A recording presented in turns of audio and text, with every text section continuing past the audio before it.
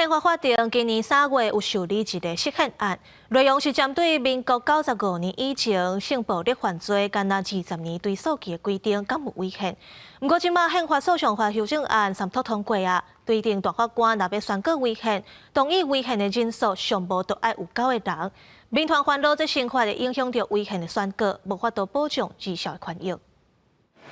守护儿少，为爱实现。 守护儿少，为爱实现。大声发口号，希望各界关心未成年被性侵害被害者法律追诉期无够问题。真侪公民团体斗阵发声，声援伫小时期遭到性侵的被害者，因为根据法务部统计，最近10年来有将近700例受性侵的被害者提过了，因为超过追诉期时效无起诉，互加害者逍遥法外，所以协助因提起释宪。性暴力幸存者其实呢。 他们都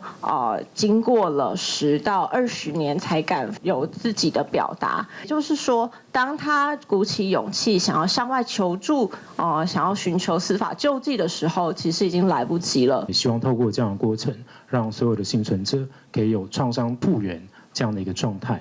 那虽然这条路很漫长，但我相信就有赖各个团体组织的这样的一个互相协力。宪法庭已经伫3月受理民国95年以前对性暴力犯罪只有20年追诉期的规定，是不是违宪的释宪案？不过，立法院23读通过宪法诉讼法部分条文的修正案，规定造成违宪选举当期的大法官人数明比9人较低，后面烦恼宪法法庭可能会无法度顶当。上礼拜5通过的。 新的修法提高了这个门槛，不仅对于人民的权益保障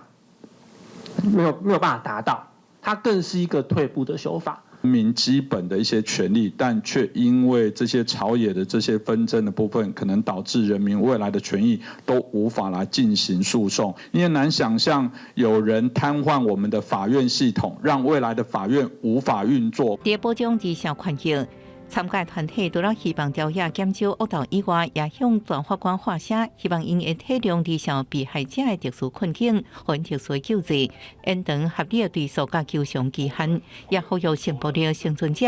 加入共同实现的行列。记者综合报道。